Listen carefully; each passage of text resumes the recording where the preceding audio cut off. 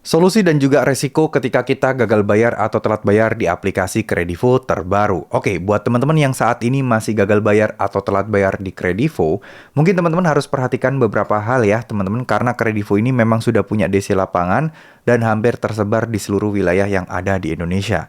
Nah, apa sih yang harus kita perhatikan dan kita harus waspadai ketika kita gagal bayar di Kredivo?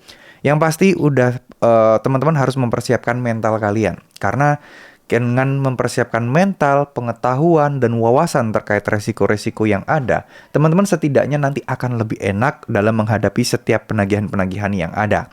Dan karena hal ini merupakan sesuatu yang buat saya pribadi sebenarnya bukan hal yang berat, buat sebagian orang akan menjadi hal berat kalau mereka tidak punya wawasan dan tidak tahu bagaimana harus bersikap, apa aturan yang sebenarnya yang berlaku. Karena kadang kita kalau apes-apesnya itu ketemu sama DC yang dalam tanda kutip itu mereka kayak suka membuat statement-statement atau kalimat-kalimat yang mengada-ngada, membuat statement atau kalimat yang meresahkan gitu ya. Itu akan membuat kita gelisah dan tidak akan bisa membuat kita itu ya fokus dalam bekerja, selalu gelisah dan lain sebagainya. Nah, saya tekankan buat teman-teman ya yang gagal bayar atau telat bayar di Kredivo, Kredivo itu masih legal.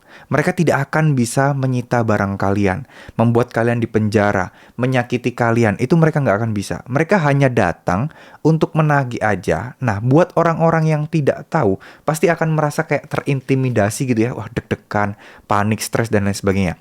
Tapi buat yang tahu, hal ini bukan sesuatu yang besar. Hal ini adalah sesuatu yang receh gitu loh. Hal ini adalah sesuatu yang bisa dihadapi. Ya, sekali lagi pasrahkan semuanya sama yang di atas, ikhlaskan apapun yang terjadi, pelan-pelan pelajari. Baca aja ya teman-teman.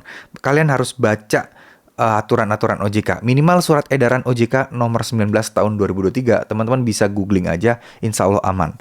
Nah, ngomong-ngomong soal DC lapangan sendiri, Kredivo kan memang banyak. Jadi ada kemungkinan DC-nya itu sering datang ke tempat kita.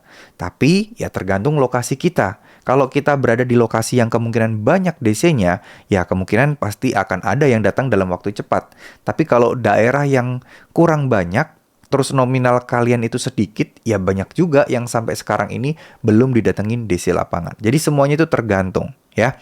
Nah, cuman kalau kita terlalu khawatir DC bakal datang apa enggak, nanti kalau DC gini-gini gimana, ya ini yang akan membuat blunder sih teman-teman. Yang membuat teman-teman akan stres, yang membuat teman-teman akan panik, gelisah, dan mikir yang enggak-enggak terus. Saran dari saya buat teman-teman yang gagal bayar atau telat bayar, ayo deh mulai sekarang, perbanyak doa, perbanyak zikir, perbanyak ikhtiarnya, ikhtiar jalur langit juga jangan dilupakan. Ya, karena dengan kita memasrahkan semuanya dengan Tuhan, dengan kita berdoa terus, kita yakin Tuhan pasti bantu kita asalkan kita mau berusaha, insya Allah teman-teman akan jadi tenang. Insya Allah teman-teman akan lebih mudah lagi ke depannya ya. Terima kasih, semoga apa yang saya sampaikan bisa bermanfaat. Mohon maaf jika ada salah-salah kata. Wassalamualaikum warahmatullahi wabarakatuh.